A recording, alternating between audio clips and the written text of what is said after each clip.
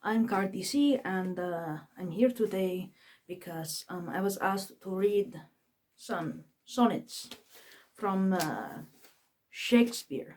So, uh, Shakespeare was a playwright in England back when there was a plague, and he used to write plays, he used to write comedies, he used to write all kinds of crazy shit, and occasionally he wrote the love poem, and he wrote it in something called iambic pentameter, which is a form of fancy speaking. I can't speak iambic pentameter, so don't expect miracles, huh? So the first one I've been asked to read is this one, which is what is that? It's like a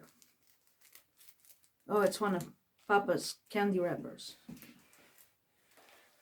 It's Sonnet 78, and this was asked for by you guys. So so oft have I invoked thee for my muse, and found such fair assistance in my verse, as every alien pen hath got my use, and under thee their poesy disperse. Thine eyes, that taught the dumb on high to sing, and heavy ignorance aloft to fly, have added feathers to thy learned's wing, and given grace a double majesty. Yet be most proud of that which I compile, whose influence is thine, and born of thee. In others' works thou dost but mend the style, and arts with thy sweet graces graced be. But thou art all my art, and dost advance as high as learning my rude ignorance. That's Sonnet 78. That's a good one. I like it. When I was running through this earlier, I found out that I have to emphasize the end of such words. So I'd say graced, but sister was like, no, you have to see graced. And I'm like, graced? What is graced? And she was like, no, you have to say graced. So I was like, okay, I'll say graced. And there you go. Number 18. Okay.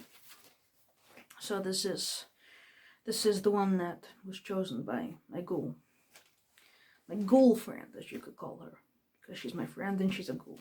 Okay. Shall I compare thee to a summer's day? Thou art more lovely and more temperate. Rough winds do shake the darling buds of May, and summer's lease hath all too short a date.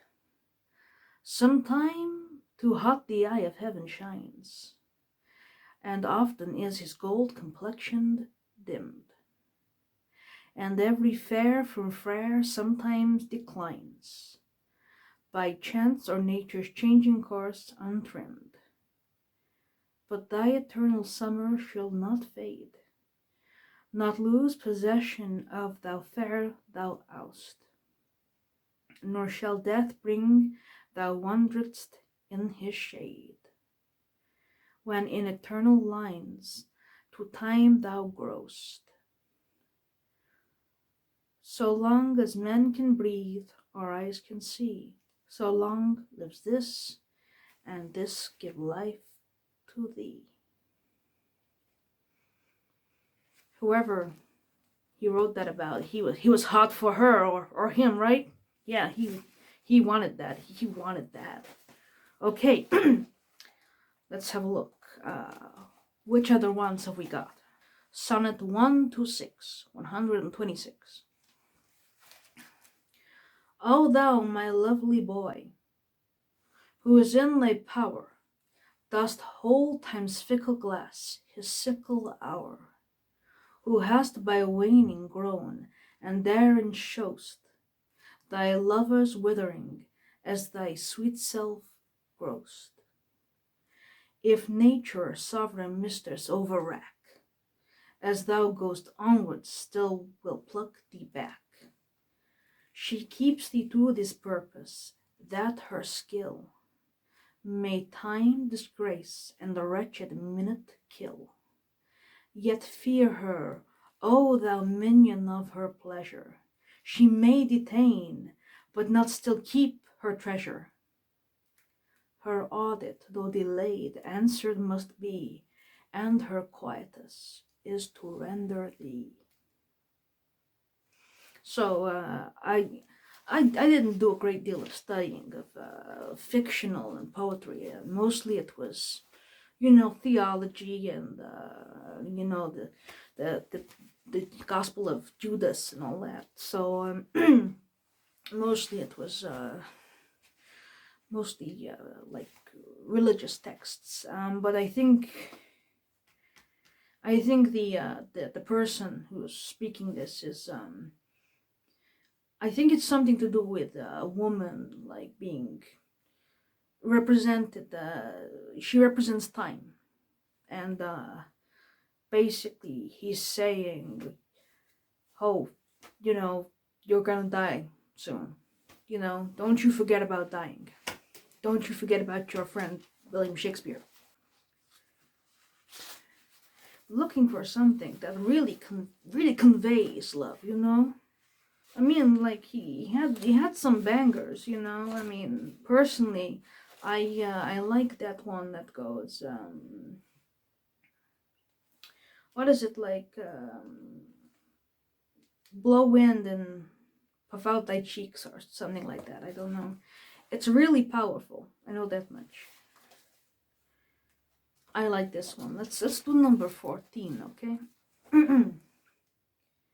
Not from the stars do I my judgment pluck, and yet methinks I have astronomy, but not to tell of good or evil luck, of plagues or of deaths or season's quality.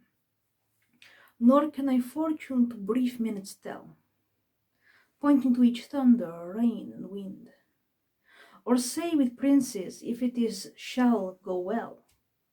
By aught predict that I in heaven find, but from thine eyes my knowledge I derive. And constant stars, I read such art, as truth and beauty shall divine, if from thyself to store I would convert, or else of thee this I prognosticate. The end is truth and beauty's doom and date. Now, I don't know what he was talking about there. Something about being lost in someone's eyes. But I like the word prognosticate, it sounds good. It sounds like something I will use in my next sermon when I figure out what it means. Okay, let's close the book and let me just... Oh. Okay, we'll do this last one. Number 87. Farewell, thou art too dear for my possessing, and like enough thou know'st thy estimate. The charter of thy worth give thee releasing, my bonds in thee are all determinate. But how do I hold thee but by thy granting?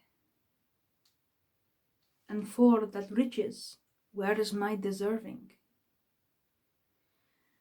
The cause of this fair gift in me is wanting, and so my patent back again is swerving. Thyself give, thou givest thy own worth, and then not knowing, or me to whom thou gavest it, else mistaking. So the great gift upon misprison growing comes home again on better judgment making. Thus have I thee as a dream doth flatter, in sleep a king, but waking no such matter. Have a wonderful evening, and I'll see you soon, yeah?